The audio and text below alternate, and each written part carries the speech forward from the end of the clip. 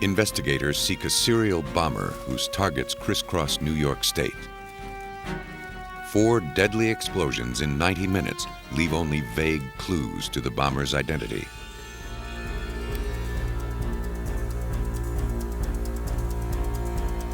Detectives in Florida rush to the scene of a massive explosion at a lavish estate. Somewhere in the twisted wreckage lie clues that will lead them to the killer.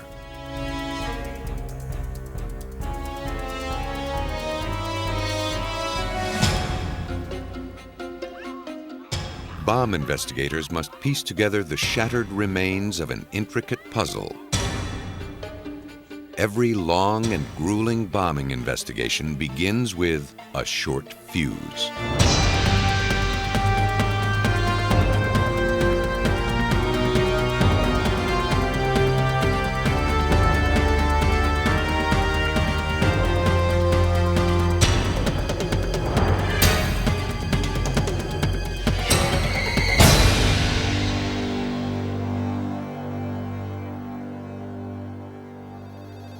Eleanor Fowler of West Valley, New York, had no idea the phone call she received a few days after Christmas in 1993 would be a prelude to death. A delivery service asked for directions to her house so they could deliver a package.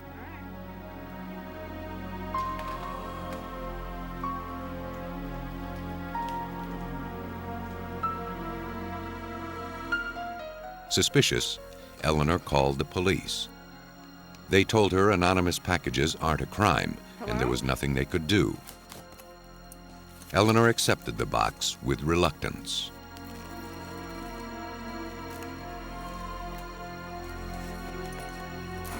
She cut into it and removed the crumpled newspaper.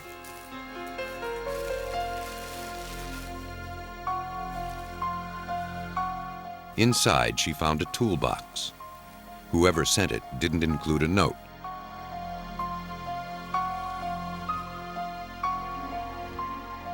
She flipped the latch and lifted the lid, triggering a fatal explosion.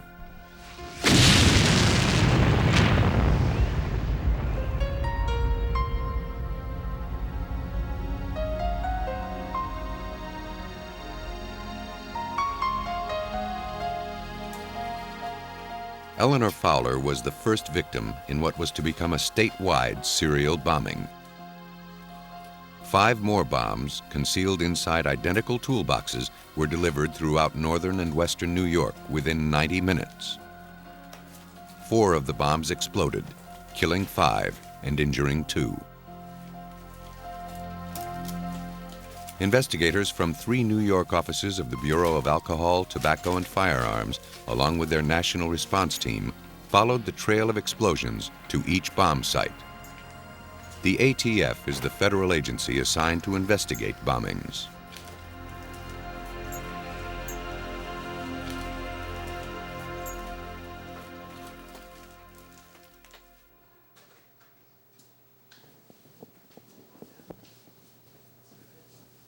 Special Agent Scott Sammis of the Rochester Bureau of the ATF was one of the first agents to respond. The investigation starts on December 28th, 1993, when I receive a phone call from my supervisor, who tells me to respond to Buffalo. He's had several bombings, possibly several deaths. Please come out there and assist.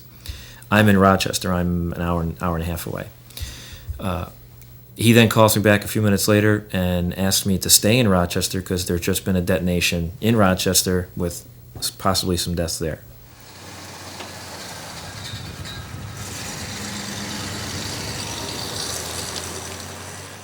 The 4 simultaneous bombings would stretch the limits of the ATF and other law enforcement agencies.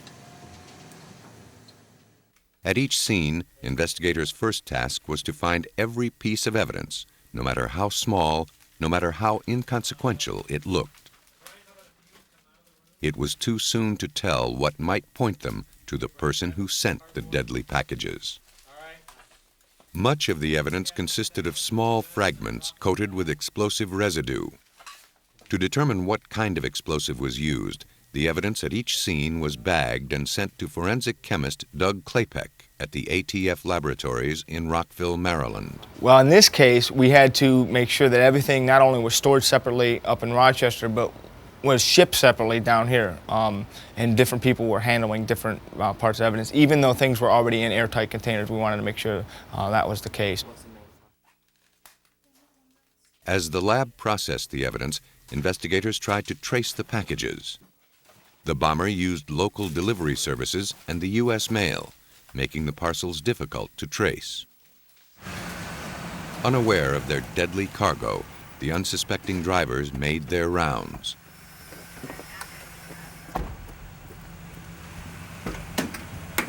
The packages, weighing about 16 pounds, looked harmless enough. How could the delivery people know they were laden with death? Not all the bombs reached their targets. When one driver tried to deliver a package to Corrections Officer Scott Kemp at the New York State Penitentiary, he learned Kemp wasn't working.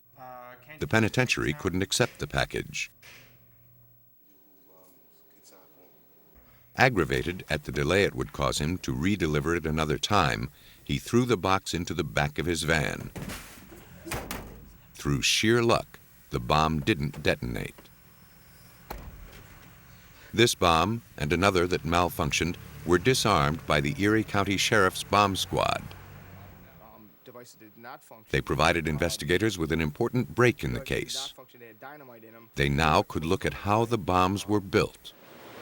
Inside this device, after is tripped by opening it up, this would trip the device. Not doing the latch, but opening it up like this would trip the device, like that.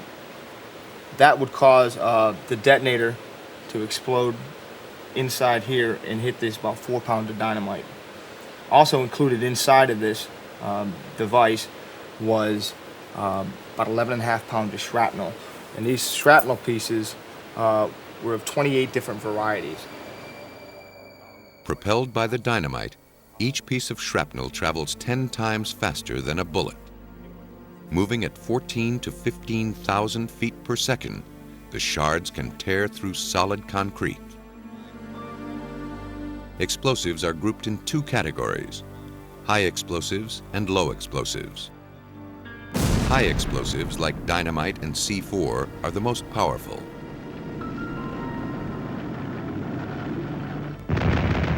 They are used commercially for demolition and excavation and for military applications.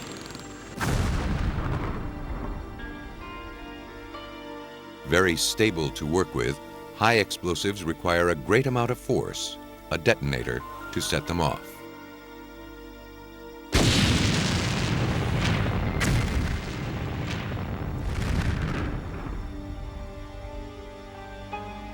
Low explosives include the flash powder used in firecrackers and smokeless powder used in shotgun shells. They're easier to ignite than high explosives and are the explosive of choice for amateur bombers. By looking at the degree of destruction at the New York bomb scenes, investigators knew immediately that it was caused by high explosives. James Crippen, a 9-year veteran with the Colorado Bureau of Investigation, trains law enforcement agencies to conduct bomb investigations at the scene and in the lab. He's seen his share of the havoc wrought by high explosives. Certainly a pound of C4 is going to do a whole lot more damage than a pound of black powder. You know, a pound of black powder, you know, make a pretty good bomb, but you know, a pound of C4 will, you know, can devastate a building. I mean, you're talking a difference in detonation velocity of anywhere from 1,200 to maybe 1,800 feet per second for black powder to in the neighborhood of 25,000 feet per second for C4. So there's a lot more force involved, a lot more shattering force. But sometimes people can survive a bomb blast, even from a high explosive. Roosevelt Town resident William Lazore was a target of the New York serial bomber, but his suspicion saved his life. When Lazore picked up his package from the post office, the clerk joked that it might be a bomb. Though the clerk was trying to be funny, Lazor was careful enough to open the toolbox with his rake. That added bit of distance and caution saved his life when the bomb exploded. Several hundred miles away in Cheektowaga, Robert Fowler was less fortunate. Eleanor Fowler's husband received his package at work.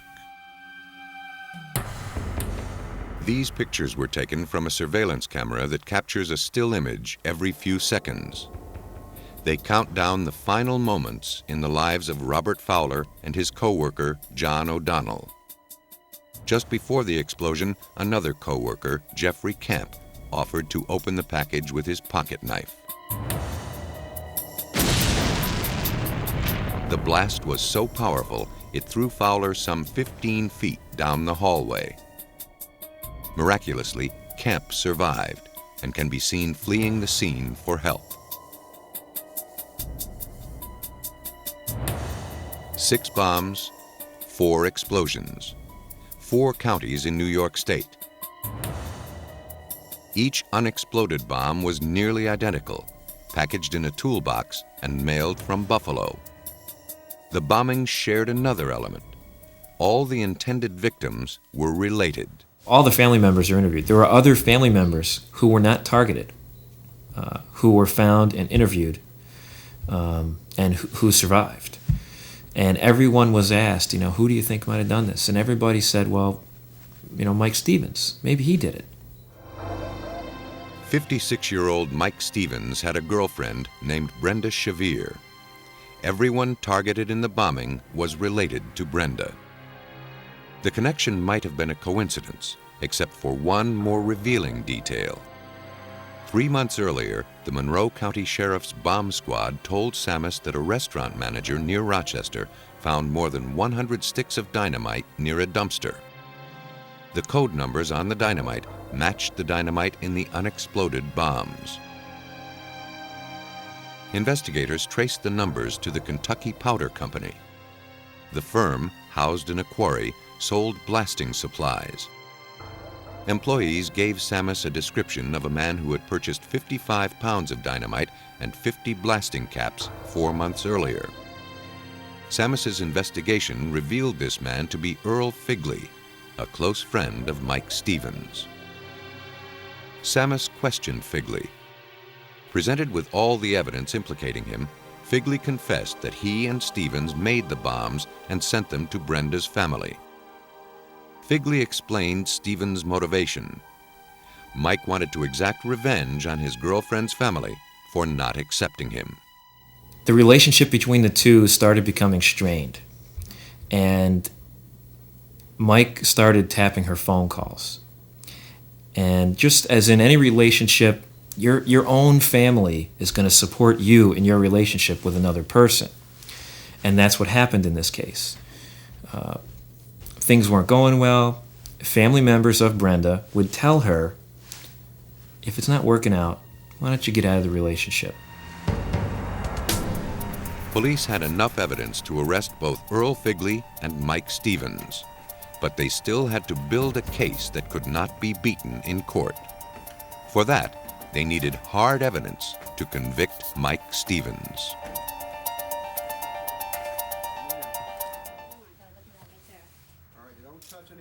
In New York in 1994, detectives continued to follow every lead as they built their case against a serial bomber. While Mike Stevens and Earl Figley were in jail, the ATF National Response Team searched Figley's hotel room. They found boxes identical to the ones used to send the bombs.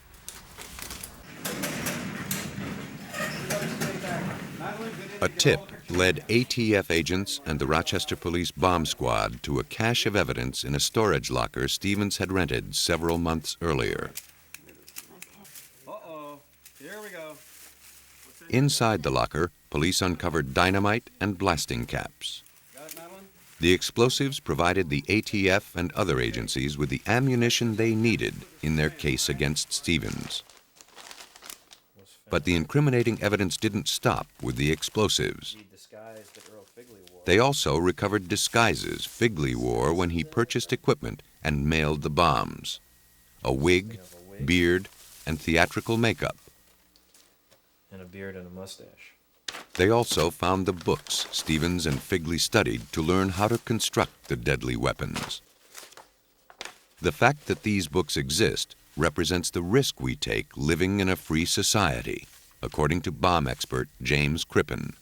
The information has always been around on how to build devices. That's one of the things that we live with in the United States, because we have a very rigid view of freedom of information, no matter how much trouble it's going to cause us down the road. And I certainly agree with that point of view that, you don't want to restrict information. You just hope that people will use it responsibly. Besides the explosives and books found in storage, investigators also found tools in Stevens' home. And like most everything else used in a crime, tools can be traced. At the ATF laboratory in Rockville, Maryland, forensic investigators carefully studied wire cutters they found in Stevens' home. Toolmark specialists had to match the wire cutters with the marks they made on the wires found in all the bombs. Toolmark examiner Elizabeth Gillis. When you have two tools that come off the production line one after the other, they're each going to have their own individuality, their own individual marks, so that when you do make a test cut with the tools, you can put them on the microscope and be able to differentiate between which tool made which mark. First, Gillis cuts a piece of wire using the cutter she wants to test. The wire is the same type found in the evidence. Investigators must make dozens of cuts with the tool in order to study the angle, contact area, and other attributes of the cut. Only then can they match a wire with the tool that cut it. She places the test cut under a microscope, orienting it to the appropriate angle so that she can compare the test cut with the wire found in evidence. She then superimposes the two images to see if the two cut patterns match.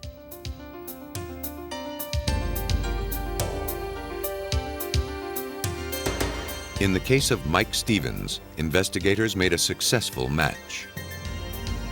The wires used in all the bombs had been cut by the wire cutters found in the basement of Stevens' house.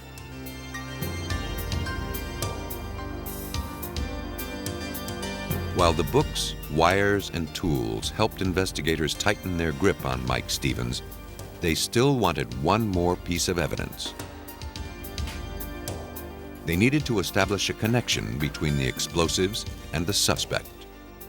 People think that when a bomb goes off and blows up, that everything goes away. There's nothing further from the truth. When you have an explosion, all the explosive material is converted into a gaseous state that actually is consumed in the explosion. Well, that will go out as a heated gas, and when it hits other objects, it will cool down and start coating those objects, such as metal or clothing or wood or whatever. So not only will you have unreacted particles of explosives, but you'll have this gaseous film that's developed on other objects that you can test and get the residues from. At the ATF lab in Rockville, Maryland, Doug Klapek analyzed residue from the bomb scene to determine the kind of explosive used. Once identified, Klapek tried to match it with evidence collected from Mike Stevens. The residue from explosives evaporates quickly, so samples of the debris were packed in airtight canisters. To test for explosive residue, Klapek had to capture it as it dissipated. He prepared a charcoal-filled pipette, which he then inserted into the top of the canister.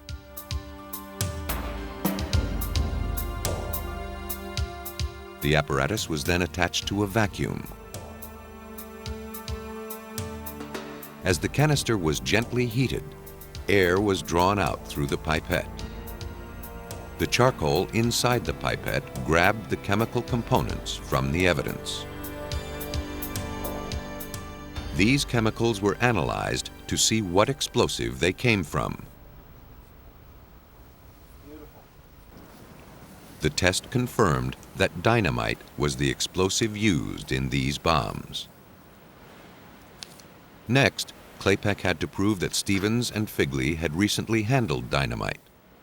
If they had, its residue would have remained on their clothes. I found off of Stevens' boots and his clothes ethylene glycol dinitrate, which is only found in dynamite. There's no commercial use other than in dynamite for this material. Investigators had made their case. They had matched Stevens and Figley to explosives and the tools used to make the bombs. Any missing details were sewn together by Earl Figley himself. With this evidence, ATF agents determined that Mike Stevens constructed 6 bombs in the Rochester hotel room with the help of Earl Figley. In fact, to shift blame from himself, Stevens made sure Figley played a significant role in the murders. Mike Stevens was using Earl to do all his dirty work for him. And he was successful, I guess, for a few hours anyway, but not for very long. Stevens' motive was vengeance. He was determined to make Brenda Shavir's family pay for rejecting him. To be certain the bombs were fatal, he loaded each with shrapnel. There is no doubt in my mind that these devices were designed to kill somebody upon opening. They're a strictly booby-trap device addressed to a specific person. In order to make the bombs harder to trace, Stevens stuffed the packages with newspapers from Buffalo, so it would appear the packages were sent from there, not from his home in Rochester. In court, Figley implicated Mike Stevens, then pleaded guilty. He was sentenced to 20 years in prison. Convicted of the deaths of 5 people, Stevens was sentenced to 4 consecutive life terms. Most times, when a bomb detonates, it begins an agonizing catastrophe. But in a small town in Georgia, explosions are an everyday occurrence.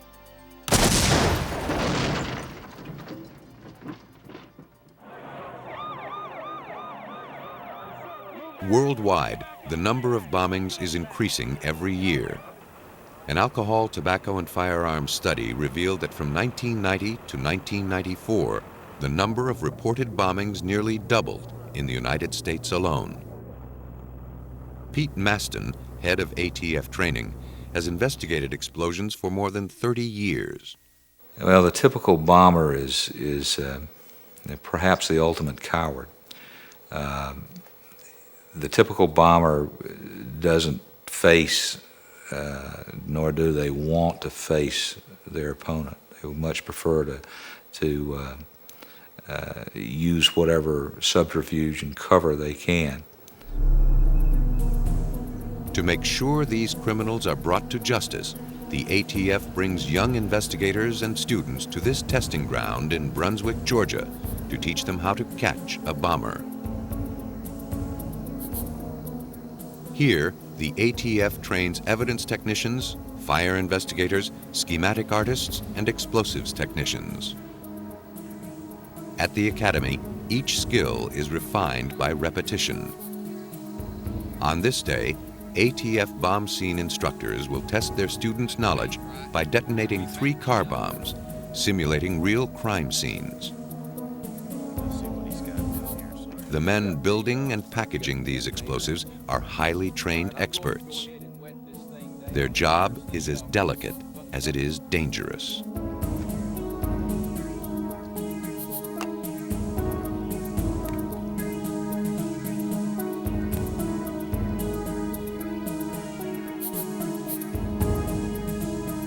One cannot underestimate the power of the explosive materials. That's why, in inexperienced hands, bomb-making information can be a recipe for disaster, as instructor Larry Casey explains.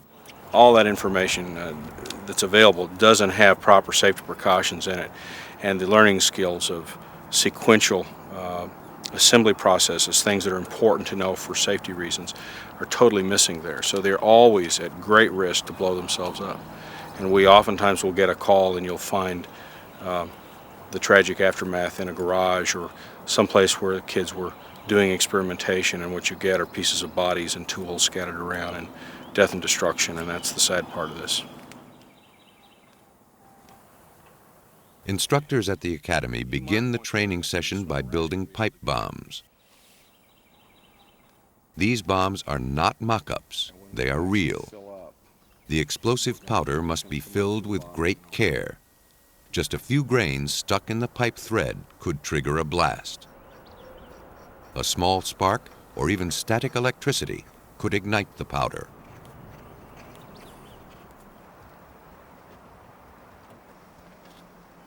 For the test, the bomb is placed so the end caps shoot into the engine compartment and the back seat, making the work of finding them more of a challenge for the students. So that big high pressure end cap should go right into that radio area. So it's fore and aft kind of at this angle? Yeah. Okay. When everyone has cleared the area, it's time for detonation.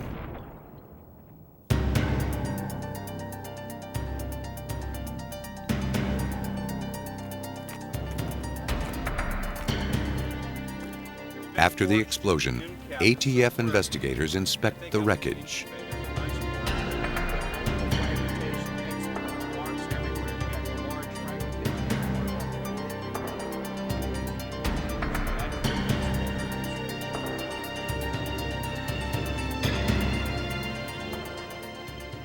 Some of the lighter fragments were propelled hundreds of feet into the woods, creating a huge area to investigate. These fragments provide the students with valuable clues about the makeup of the bomb and where it was placed inside the car. In the field, nothing can be overlooked. Investigators have only one chance to gather evidence. Once the scene is released, it's going to be very difficult, if not impossible in some cases, to come back into that scene or to recreate that scene hours, days, or weeks later. So it's a one-shot opportunity for perfection.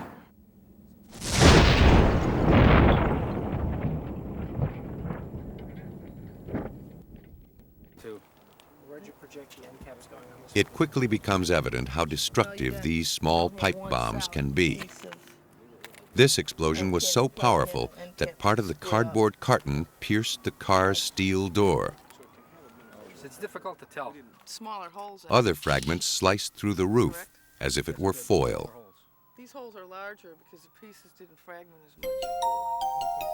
Instructors prepare the next bomb by mixing several low explosives into one powerful cocktail.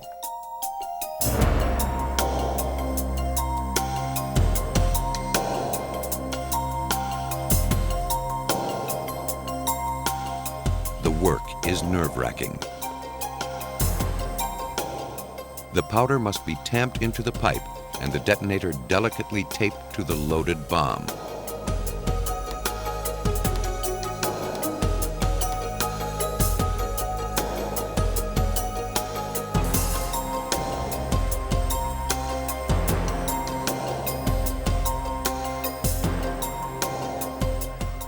In some cases, the seat cushions are wetted down to prevent fire from destroying evidence the students will need to work with.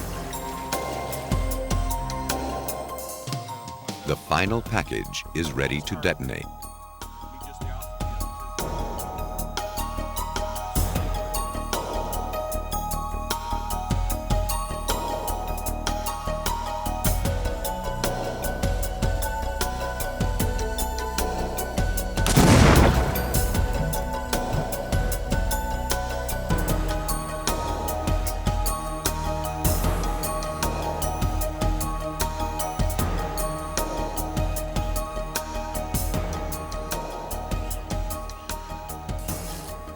After the explosions, the students divide into teams. The team leader assigns each person to a task. Charlie, Ray, Rick, Frank, Joe. And Colin's going to kind of be the overseer of that group. What you found, if you feel like you found something that's a really critical piece of evidence, it's going to give us, particularly the guys that are on the car, to give them an idea on what the device is, to help them look more deeply into certain things. Let's bring that up. The students work together to investigate the bomb scene. In the field, ATF agents have to work quickly and under a great deal of pressure. Students are taught early on they will have to work with state and local authorities, laboratory technicians, and most importantly, each other to solve a crime.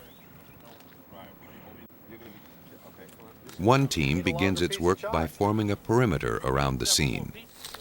Then they divide the area into quadrants before they begin their search for fragments.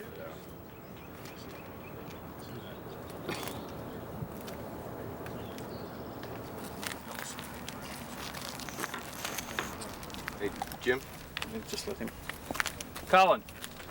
Here's your, this looks like the piece of the end cap, right? The students walk along the tarmac, advancing as a team so they don't miss any shard of evidence. Each piece is then identified with a chalk circle or a small orange cone and assigned a number. In an explosive scene like this, evidence numbers can reach into the thousands.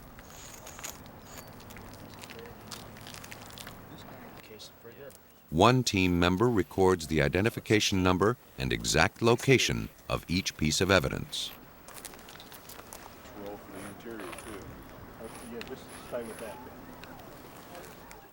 Distances between the fragments are measured to plot their location.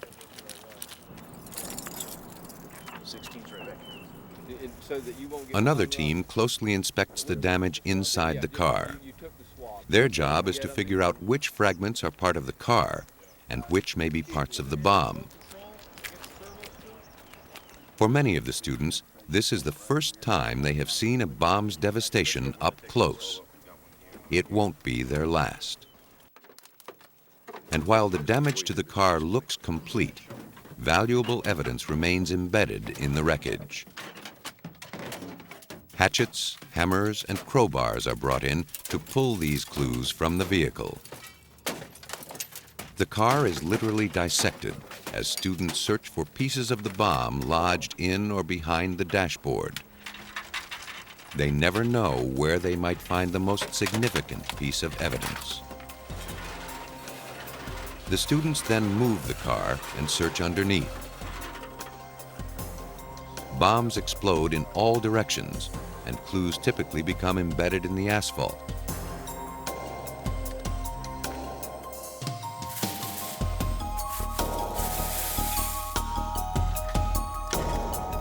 Inspectors then sweep up what remains of the scene.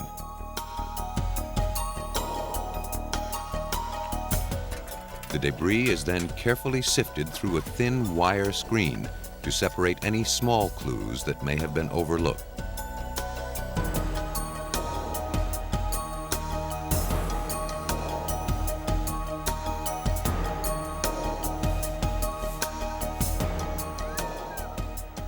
Instructors intensify the pressure and pump up the realism by adding a chaotic element to the bomb scene.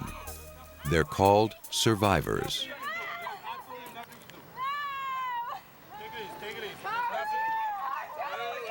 Role players portray panicked victims and family members whose loved ones have been killed or injured in the blast.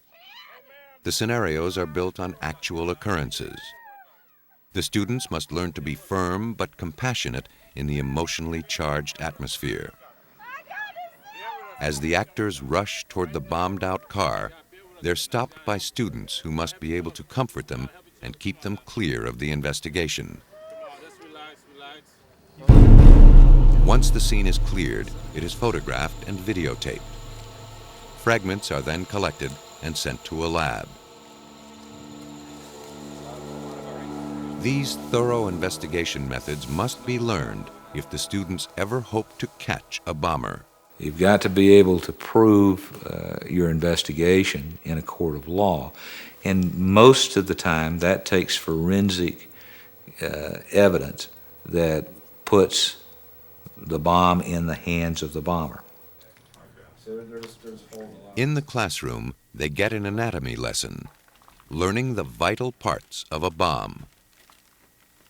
Tape, pipe, detonator, and wires are all carefully examined as the students begin to piece together the evidence gathered outside at the bombing scene.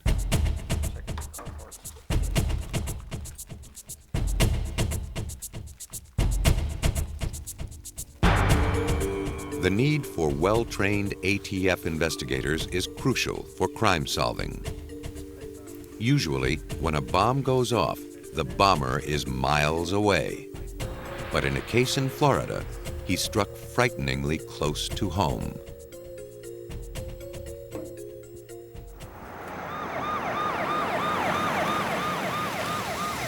On July 9, 1985, two deafening explosions, seconds apart, rocked a quiet suburban neighborhood in Naples, Florida. The Collier County Sheriff's deputies immediately arrived at the scene. But the explosion had already taken the lives of two people. Matron of the wealthy Benson and Hedges tobacco family, Margaret Benson, and her adopted son Scott were killed. Margaret's daughter, Carol Lynn, was critically injured.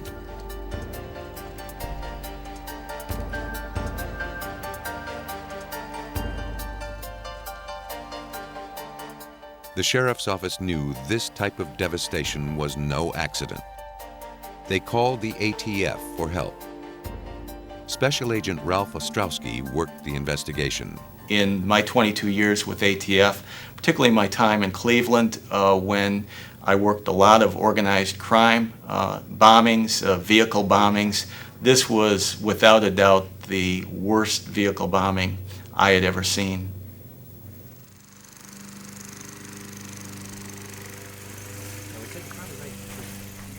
Ostrowski and his team immediately set out to discover what caused the destruction. Debris from the exploded Chevy Suburban was spread for yards around. Oftentimes, especially in a bombing of this magnitude, debris can be spread hundreds of feet, well beyond what you think it would be. ATF agents worked with police to establish a procedure to conduct the evidence gathering. The agents had done this many times before, and they knew this case was going to take a lot of time to solve.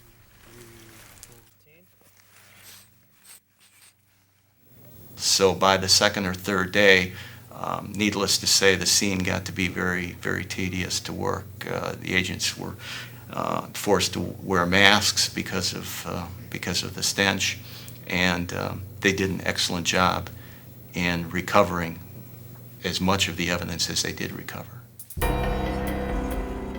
Every fragment was marked.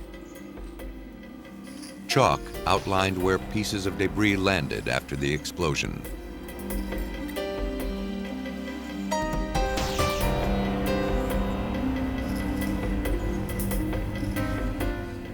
It didn't take long to discover the probable cause of the explosion. They found pieces of large metal pipes that weren't automobile parts. The ATF was confident the vehicle was destroyed by a powerful pipe bomb, but they now had to determine how it was constructed and who planted it. The vehicle was absolutely destroyed. This was a large vehicle, a 1978 Chevy Suburban. The top of it was peeled back with two 27-pound pipe bombs in a contained vehicle. The force of the explosion did a great deal of damage. B6. As the evidence continued to accumulate, agents began questioning witnesses. Like I said, I went ahead and... The first person they spoke with was Stephen Benson, the only family member to escape injury. Escorted them in the car. His mother and his brother had been killed. His sister was fighting for her life in a hospital, yet police reported that Stephen Benson's demeanor was perfectly calm, even upbeat. This raised the suspicions of Collier County Captain Tom Storer. My suspicions were aroused immediately that something is not right in what was going on. It just wasn't consistent with a catastrophic event that had just occurred. Within 24 hours of the explosion, Stephen Benson stopped talking directly with police. All questions filtered through his attorney. Though suspicious about Stephen Benson, investigators had to be careful not to jump to conclusions. So far, they had no solid evidence for or against Benson's involvement. It was too early in the game to launch accusations, and they had no time to waste following a false trail. Okay, we'll be in touch with them. Okay, thank you. We follow the evidence wherever that evidence is going to take us. If we focus on one subject and use all of our resources on that one subject and we happen to be wrong, then we've wasted very valuable time early on in the investigation when it's probably one of the most critical periods. Back at the sheriff's office, investigators began to study all the evidence from the scene, including pieces of electronic circuitry and batteries, elements of a trigger device. They knew that whoever planted the bomb had some expertise in assembling electronics.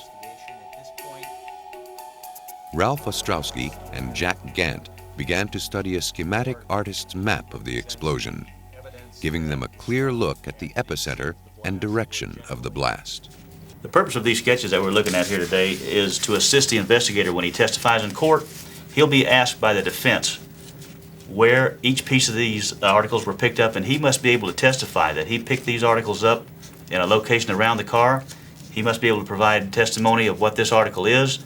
He must be able to tell the date and time he got it and identify it later that this is the item that he picked up the particular day of the crime. Without that testimony, this evidence cannot be used in court.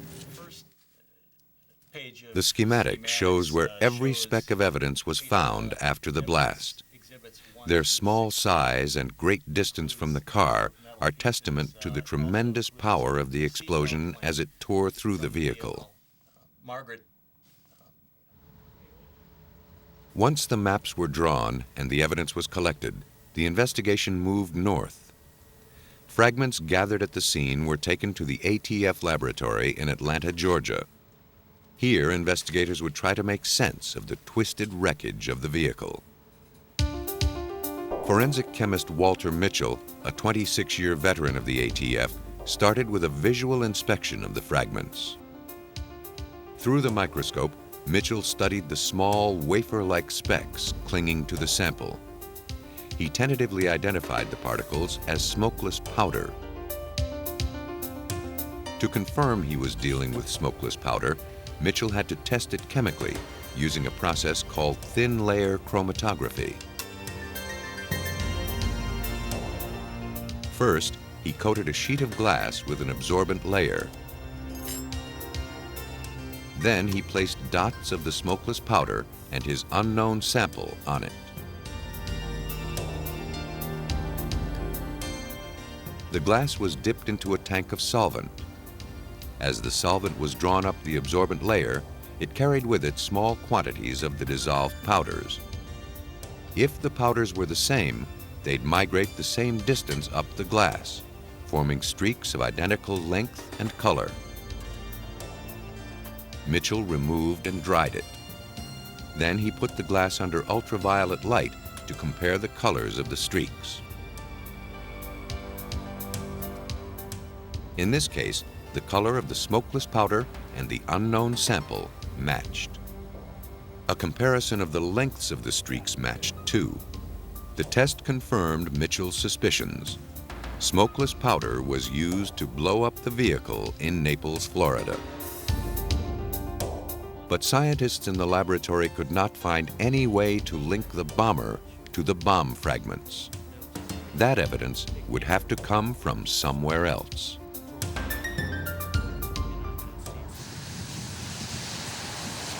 In Naples, Florida, forensic investigators began to track down the origin of the metal pipe they believed housed the bombs that killed the Bensons. Pipe manufacturers stamp a maker's mark on their products. Fortunately, enough of the logo survived the blast to be identified. Agents traced the pipes to the only company in town that sold that brand. A store employee told investigators that a few days earlier he had sold the pipes to a man wearing a baseball cap and sunglasses. The buyer said he worked for the Del Rey Construction Company. Investigators later found out that no such company existed. They took the invoices as evidence. The signatures were nothing more than a scribble, but the paper contained something more revealing. The invoices bore the impressions of a palm print. Could they be the link to the suspect, Stephen Benson? Authorities obtained Benson's own palm prints for comparison. They hoped to find enough points of identification between the two to make a match. In this case, these palm prints that did come up on these forms are in excellent condition, and the points of identification probably reached near 60 to 75 points of ID. There's no question in anybody's mind that these palm prints are those of Stephen Benson. We have an item we'd like to show you that A background check on Stephen Benson uncovered his fascination with explosives. In a high school yearbook, a dedication he wrote to an old girlfriend read, "I hope to see you this summer, then we can bomb around." We had developed information that he started experimenting with explosives back many years ago in Pennsylvania. We had talked to witnesses that saw him with firecracker, M80, M100 type of devices, using copper tubing, using remote control to set off some of these firecrackers.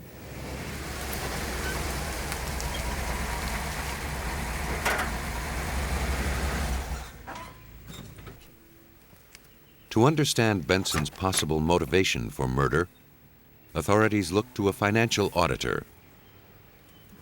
The auditor determined that Benson, despite his access to a family fortune, was a terrible businessman. Police discovered that his financial failures were so far-ranging that Stephen started forging checks from his mother's accounts. When Margaret Benson discovered this, she threatened to write Stephen out of her will. Could it be Stephen Benson saw one clear way to get at those millions? Investigators believe Benson used his expertise in electronics to construct the two deadly bombs and the trigger device he used to set them off. On the morning of the bombing, Stephen told everyone he was going to pick up coffee and donuts. But police believe this is when he planted the bombs in the car.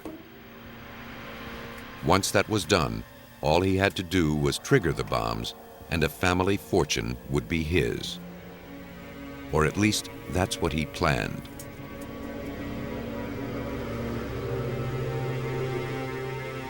After Stephen placed the bombs under the car, he drove back home. He was gone approximately 45 minutes.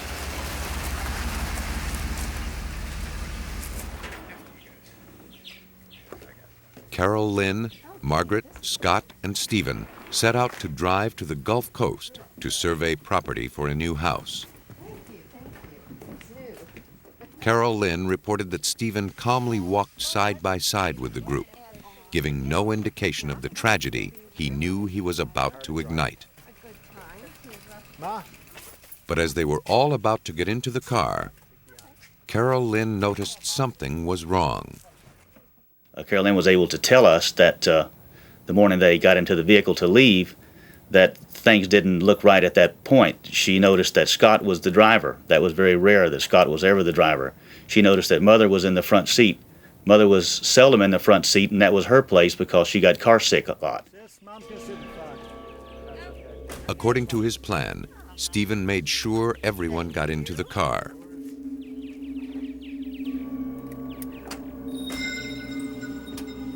Just before they were about to leave, Stephen excused himself to pick up something he'd forgotten.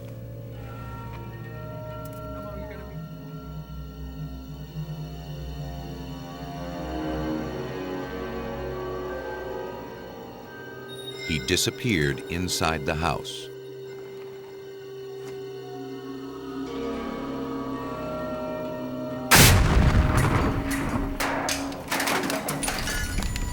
The investigation into the bombings uncovered the evidence needed to arrest and convict Stephen Benson.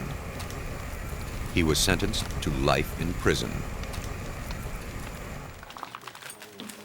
Bombs are built from common materials by people with an uncommon thirst for vengeance. Easily concealed, utterly devastating, a bomb can detonate anytime, anywhere.